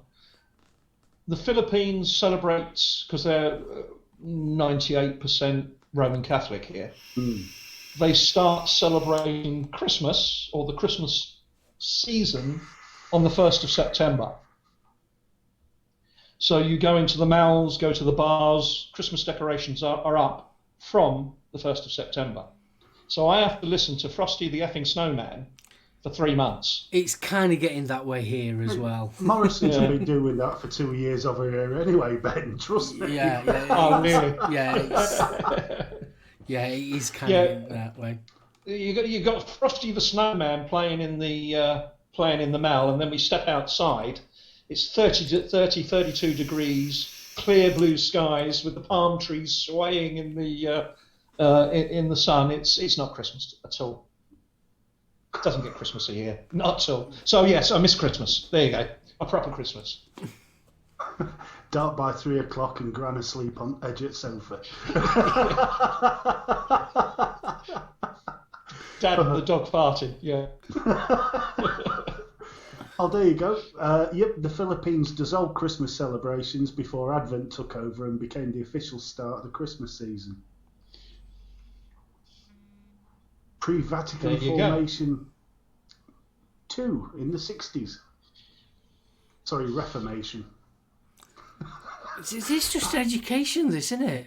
It is. I love Who it. knew? Yeah. Who would have got?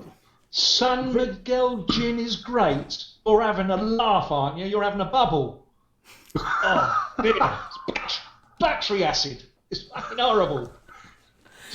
Gin's horrible, full stop, mate. Yeah, I don't like gin. No. I'm a gin drinker. I love me gin. But that's San Miguel gin. Oh. Vic misses calling. Mark does that, doesn't he? Should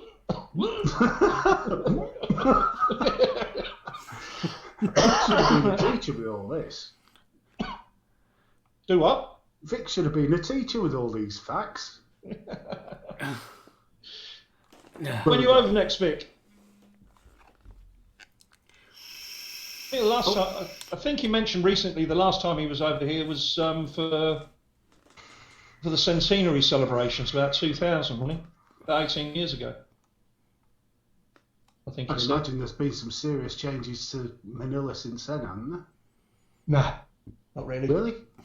Just lots more dirty, horrible concrete. Dirty, horrible concrete.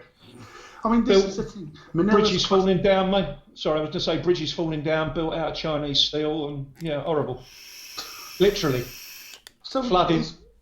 Is Manila, is the Philippines officially third world then? Yes, only because they haven't invented fourth world. I'm really surprised at that, given the fact that America's had such close ties with it. Well, they basically got kicked out after Pinatubo went up. They had that massive, I think it was 91, they had a massive volcanic eruption, and it basically took out the Navy port, the Air Force base in Angeles City, and they cleaned it up, and then the Philippines said, I'm not going to get into politics too much because we can get deported if we get involved with politics too much. But they give it a swerve. Yeah, they basically said we don't want you anymore, and they were kicked out. There you go. Vic says Mum has land there. She wants to pop over next year to get things sorted out because she wants to move back with her family outside Baguio. So I'll be popping over Baguio. Baguio. Oh, sweet as a nut. I'll have a San Miguel light. You can have your gin. Do the earthquakes? I'd never realised that they had that. Huge. We had an earthquake here about 2 weeks ago. Shook the ass. Well, we're on the Ring of Fire, aren't you? Ring of Fire, yeah. Yeah, of course you are. Yeah. We're right on the Ring of Fire. No, we have earthquakes. We've got active volcanoes. Gordon Bennett. You've got it all going off, haven't you? All going off. Less of the Gordon Bennett. What's that then?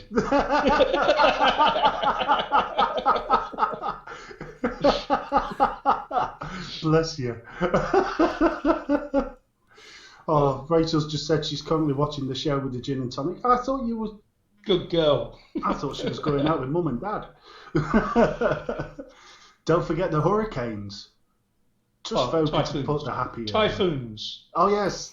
Southern Typhoons. Equator, isn't it? Yeah. Well, we're just north. Just north.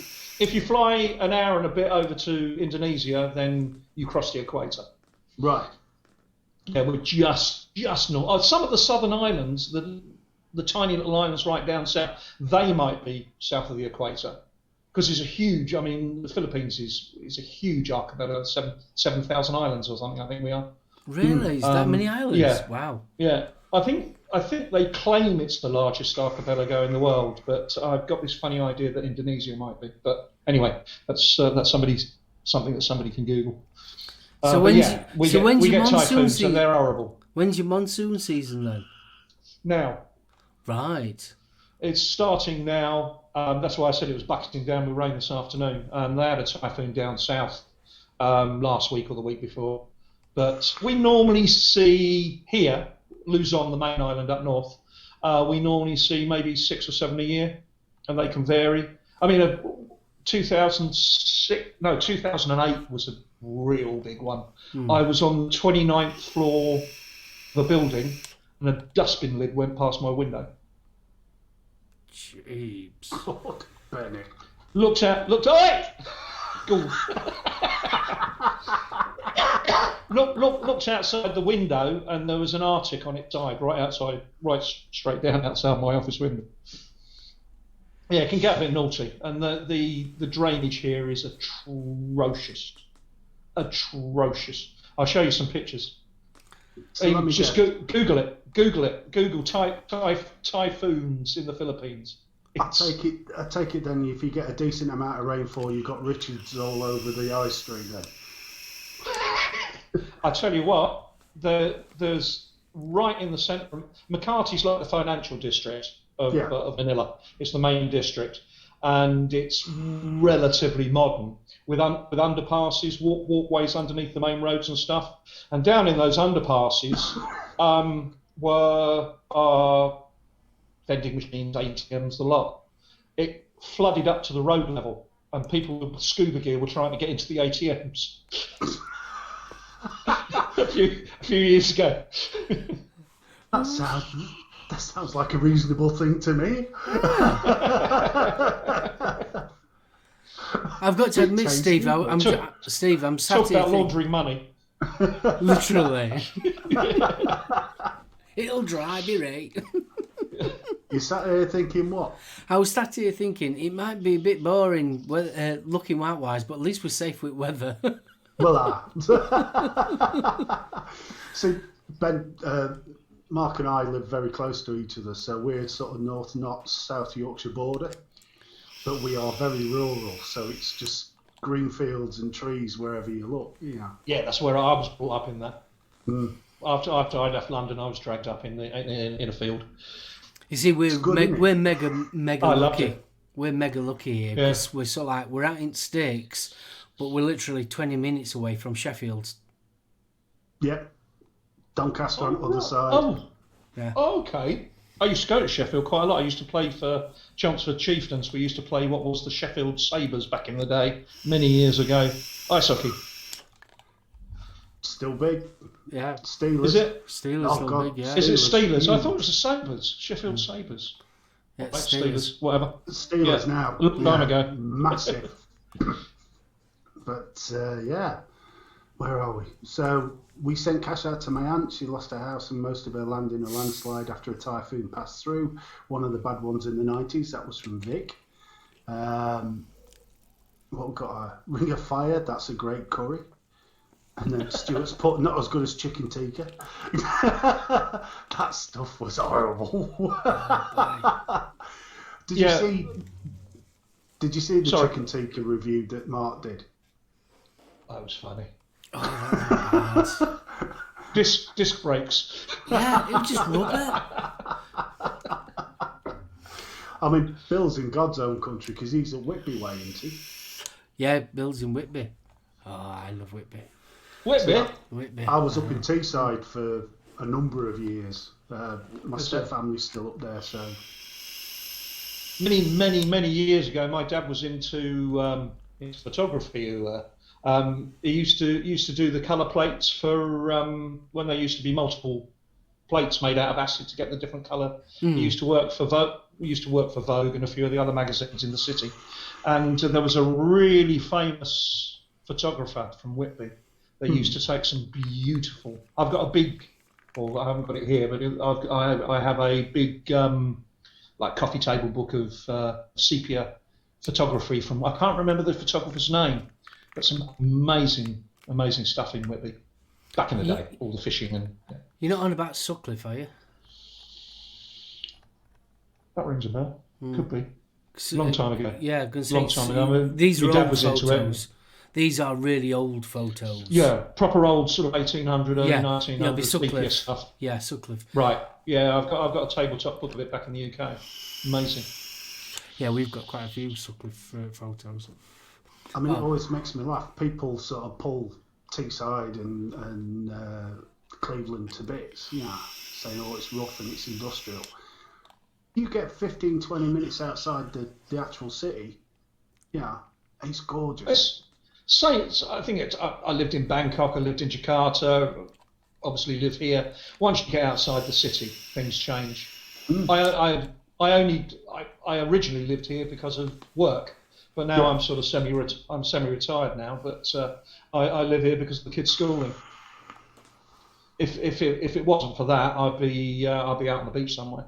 I'd be miles away from here. Traffic here is annoying. People are annoying. I can't imagine you with a tan, Ben, to be fair. Bar tan. I'd be sat at the bar overlooking the beach. If you Google Harley's Bar in Subic Bay, that's where the old American Navy base used to be.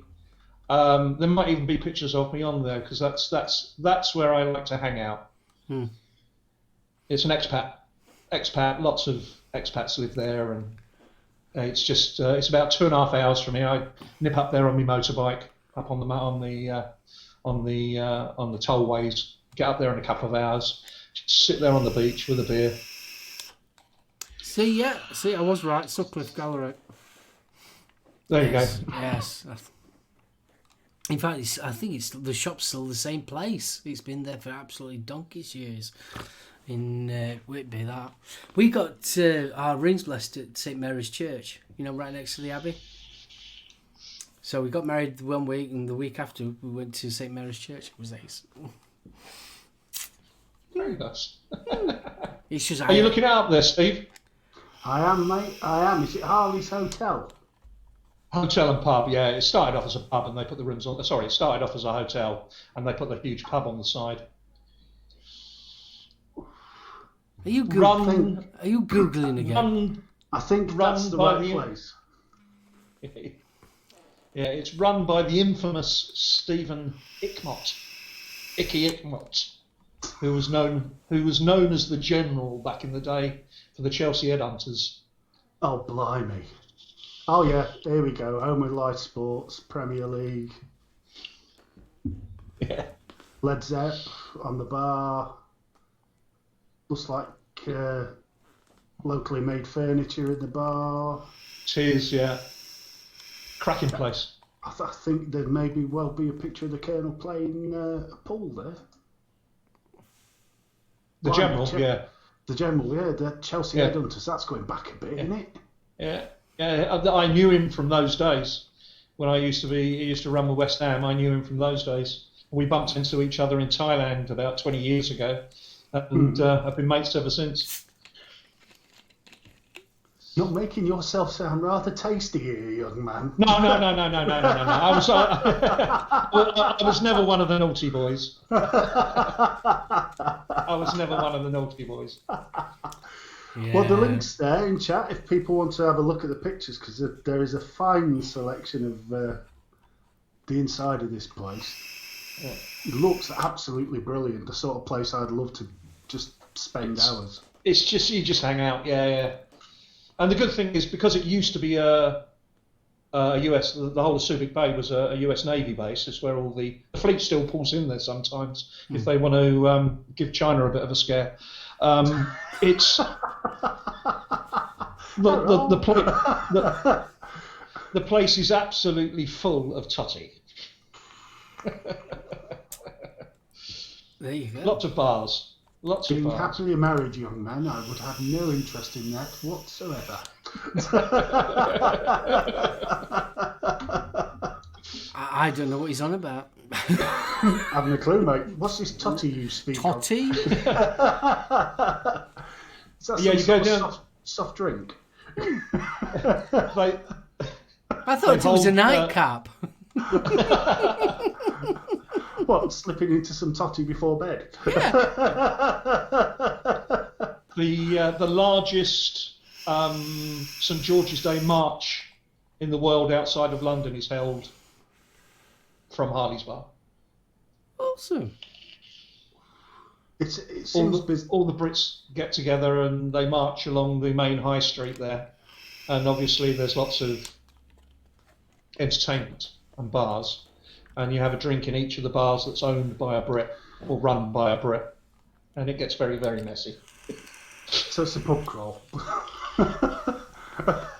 A St George's Day pub crawl. With a St George's Day t-shirt. That's what the picture is. If you look on the booking.com, there is a picture of a load of what appears to be English lads with the St George. I'm in that picture. You're in that picture? I think I'm bobbed down in the middle at the front. I think. And Steve's wearing chainmail in it, I think. Unless there's a newer one up there. I can't see anybody with chainmail, but... Oh, no, if there's maybe they've changed the picture, because the picture was Steve dressed up in full chainmail with a white, the white thingy with the red cross on it. Mm. There's some wicked Pink Floyd references. Yeah, the guy that actually paid for the bar and run them, he's a Swedish guy. Yeah. He makes his fortune 6 months of the year when it's not snowing in Finland, painting all the white lines on the roads. And then when it's snowing, he can't do his work, so he spends his time in his bar. Sounds like a job, that. I'll have some of that. Large portion. Right, well, we're coming up to 3:45. I mean, that shot round quick, didn't it? Has it? So what's that make it for you then, Ben? About 11:15? Yeah, as I say, I don't have to get up. I'll be awake till 3. I'll be awake till 3 or 4 o'clock in the morning anyway. Oh, bless him. So But I think the high-end vapors forum's on tonight, so I'll stay up and watch that. Excellent. That's another show. That's on about 2 o'clock in the morning. I don't know. Yeah, but I can't buy any of that stuff because it's all European and really silly expensive. I just look at it. I can't buy any of that stuff because it's European and really silly expensive. Well, I'm fascinated now. Boy, have you sold the Philippines. Mm. I don't know about being deported, mate. Forget Thailand. Forget all the guys going over to Thailand and all the rest of it. Yeah, I like my dancing to have no surprises, mate. There's plenty of surprises here, but it's far more obvious. They're not as rich as the Filipinos, so they can't get a full cut. They can't get the cut and tuck. Put the lotion in the basket. I'm in trouble. He's shaking his head. There's one of those bars in town called Mixed Nuts. Oh, God. Oh, I love it. It's a lucky dip. So we've done nearly a 2-hour show without any TV, no music. Nobody will watch this again if I'm on. You kidding? It's been absolutely brilliant. It really has. Honest, mate. Thank you so much. I was right up for Joe 90 and Simon Templar and all the rest of it. Oh, Simon Templar. Now, have you seen? They did a very recent remake of the same, not the Val Kilmer one. It was a TV movie in the States, and they made Simon Templar a lot darker. It was almost sort of. What was it down to contrast? Stop it. Sorry, I thought you were going to say like they were doing with James Bond. But... Well, it had. Oh, what's his face? Malcolm McDowell. I'm sure it was Malcolm McDowell. Mm-hmm. Sorry, I'm going to have to Google through this.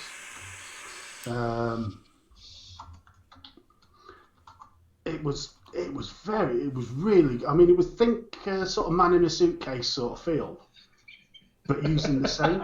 So one night in Bangkok, where the world's your oyster. Sorry, Vic. You start.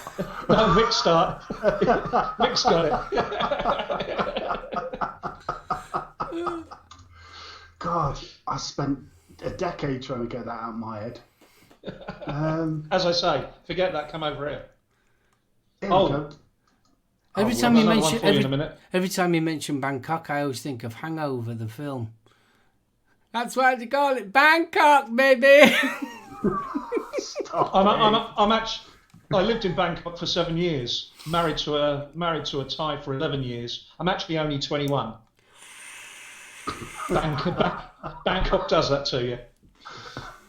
Right, Bangkok's a lot wilder than here. But anyway, go on. Adam Rayner starred Sorry, the Saint. The Saint. And Who? then Adam Rayner. Was that the movie? Yeah, this is a 2017 movie. Yeah, it wasn't very good, that. I remember that. I thought it was pretty good. I mean, it was Roger Moore's final film. He only did obviously, Roger Moore played the original Simon Templar, didn't he? So he did a cameo at the end. Oh, it's not the one I'm thinking of then. I'm thinking of the one where they were changing the weather or something. Oh, no, that's the Avengers, mate, with Ralph Fiennes. Oh, sorry, you're right. Yeah. Not that I love that movie, even though it stinks. Sean Connery was just awesome in that. But if you haven't seen it, that remake of The Saint is well worth watching. I'll look it up. I thought it was going to be a bit cheesy, but 2 hours in and I was hooked.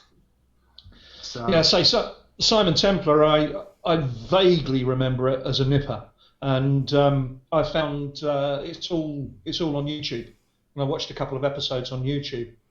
You know, we used to watch it as kids, like on the buses and all the rest of it. You think nothing of it. I'm watching it. 55 years old, sitting there watching it, going, "That's a bit sexist." I watched some of the old Sweeney not long back, and I'm Right. thinking, Boy. somebody needs to do their courses. Yeah, but I left the UK in 1990. I'd be a dinosaur if I came back, because we've got none of that sort of stuff over here.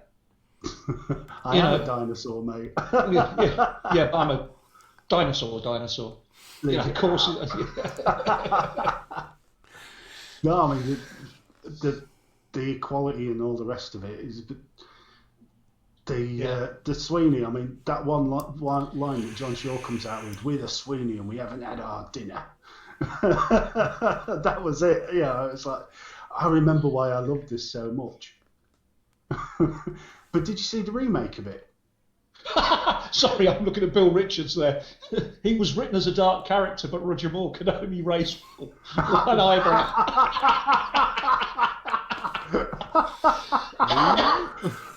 Same as he did with James Bond.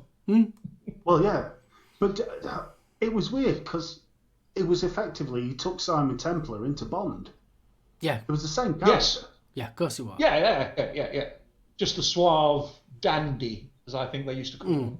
Well, he played that on The Persuaders as well. Now that is going back. Yeah.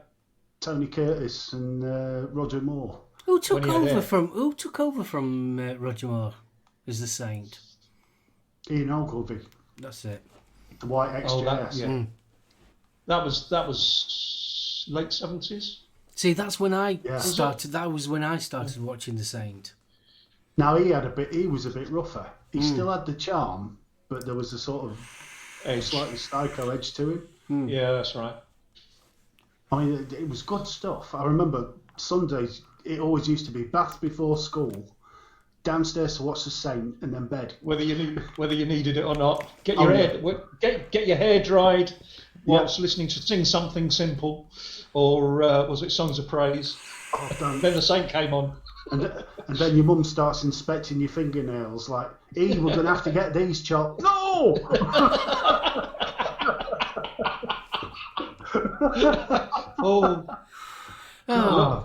Freezing cold outside with a 1 bar fire. Yep.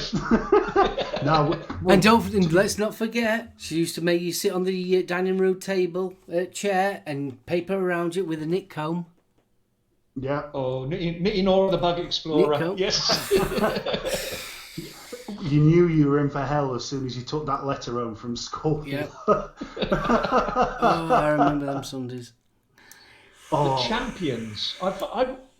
Orion's Braces. The Champions. The Champions was the one where the 3 crashed in the Himalayas, and they were given extraordinary powers. It was the woman and the 2 blokes. No, I know the name.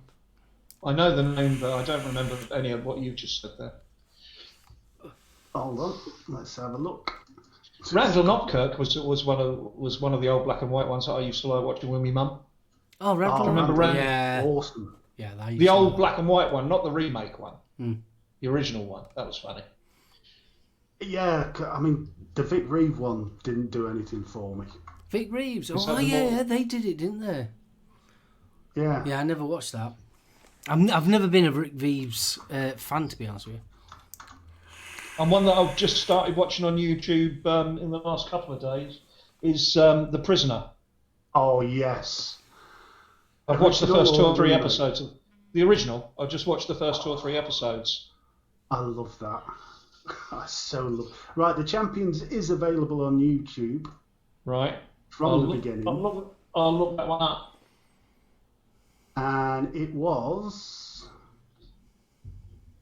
So you had Stuart Damon as Craig Sterling, Alexander Bastido as Sharon McReady, William Gaunt as Richard Barnett. William Gaunt's probably the one that everybody would recognise, but Sharon Alexander Bastido. She was. I thought I was the oldest here, Orions. I thought the only person that would touch me would be Mr. Richards. I thought this was all a young man's game, but Don't you believe it, mate? Don't you believe it? Vic complaining is old. I'm nearly old enough to be his father. I'm older than Mark. And I'm older than Vic. Yeah, we put Vic That's to what I shame. mean. We put Vic to shame, we do. Bless him. Right, are we gonna Sorry, go on. go on? Go away. No, Go. no, no. No, No, it's your show. Just.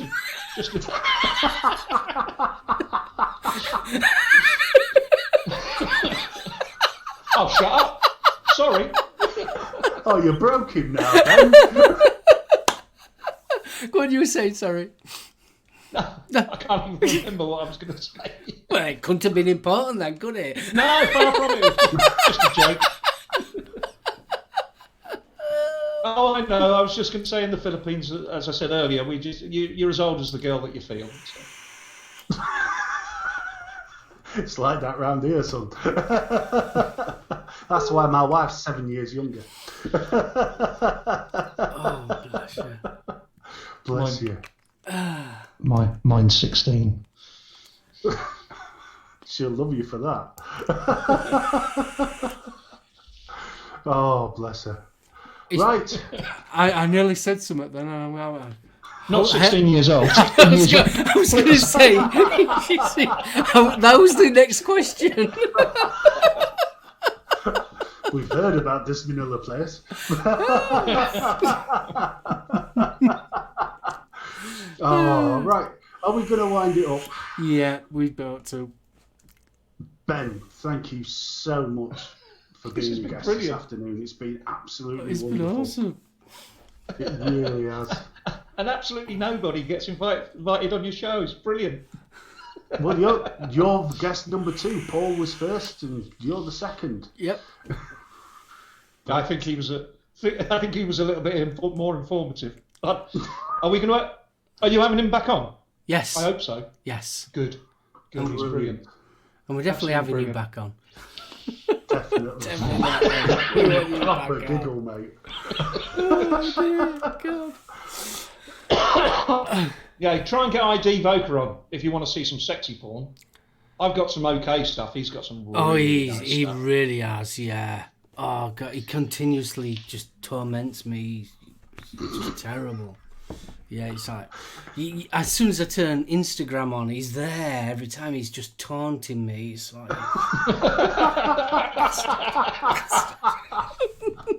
It's like, look what I've got, Mark, look what I got, bastard.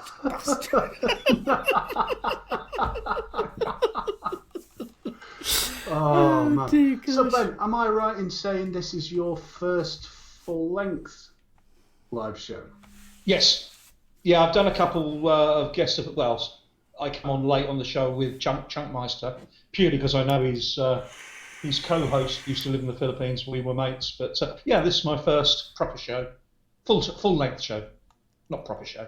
I This said is it the before. proper You, show. you can never say this is a proper show. Stop it! Every time I'm taking a puff. That's what she said. I know the feeling, he does it to me all the time. Every time I take a puff. Dear God. Don't say anything, he's drinking. Don't say anything, he's drinking. He's drinking. Swallow. Swallow. I've only had 2 beers. All of that. I've got my last one there. Oh, bless you. I had images there of him spurting it all 3 over the laps to camera. go. Oh, bless you. Well, all I can say is, Ben, you're a bloody natural, mate. It's been brilliant. It's been so much fun this afternoon. Thank you. Thanks for having me. so much. I've wanted to do this for a long time, but thank you. You're not going to see me review anything, but to come on for a chat anytime.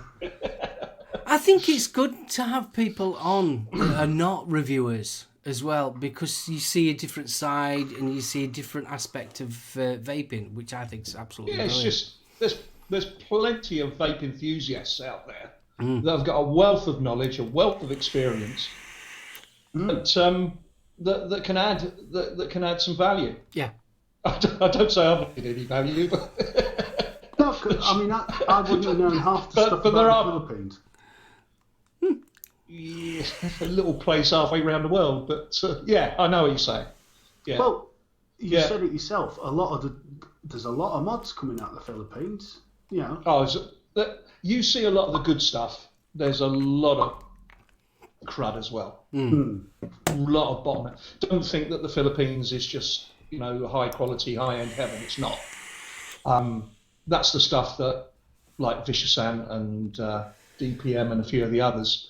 And right now, it's all the little reduced atties that are big out of the Philippines at the moment. But there's a lot of that's the tip of the iceberg. There's a lot of rubbish under the water. I think with anywhere you're always going to get that, aren't you? It doesn't matter what. Yeah. You're always going to get it, and you've always got to. You've got to find the wheat from the chaff type of thing anyway, haven't you? Absolutely. Oh, absolutely. There's I don't know. There's a good 100 hardware manufacturers here, and there's probably only 10, 15 that are maybe 20 that are really worth looking at. But as I say, there was a vape show this afternoon, and you would have seen loads and loads of people with the cheaper stuff. It works. They're not smoking. Who cares? Yeah, that's it, isn't it? That is the main thing. Right, so thank you to everybody in chat that's joined us. I think Boku's enjoyed it, Ben. He was over here when we first met on Facebook about 18 months ago.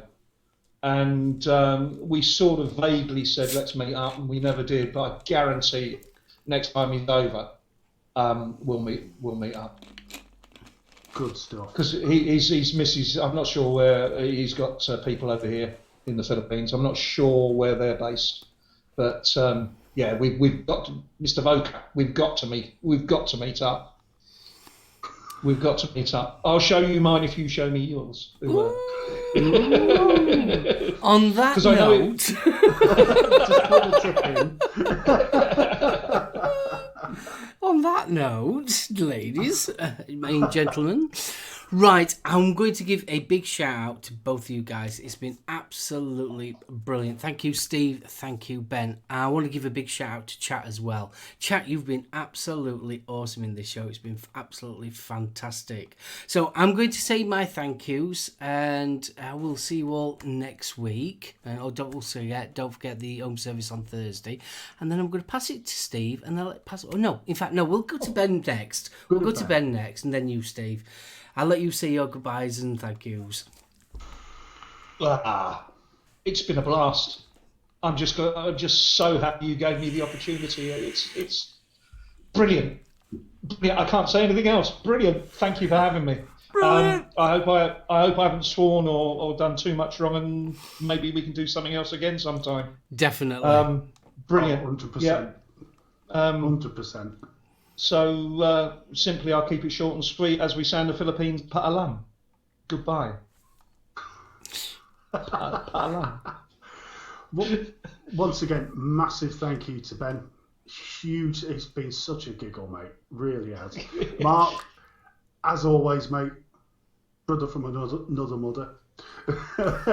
Bless him. Chat, you are wonderful. Mr. Mullins, thank you for the history lesson, sir. Yes, thank you for the history lesson. I could feel my IQ raising as I read chat. It was fabulous. He's thousands of miles away and knows more about it than I do. I've been here since 2004. Oh, bless me. Thanks to everybody that joined us. Thanks to everybody that's been with us at the start. If it wasn't for you guys, we wouldn't have a show. Exactly. We really wouldn't. So I'm going to keep it short and sweet and wind it up there. If you want some more of the same, please join us on Thursday. What's the tagline again? No script, no agenda, no drama. There you go. And of course, we'll be back next week, same time on Sunday. Have you got a guest next week? We haven't, no. No, it's just me and Mark. There you go. Well, we're open to donations.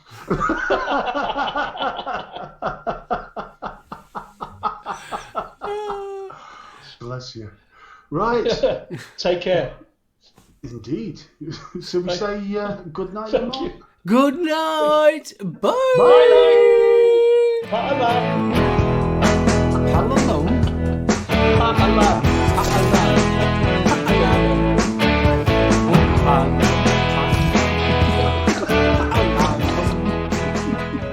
That's you in trouble. Yeah.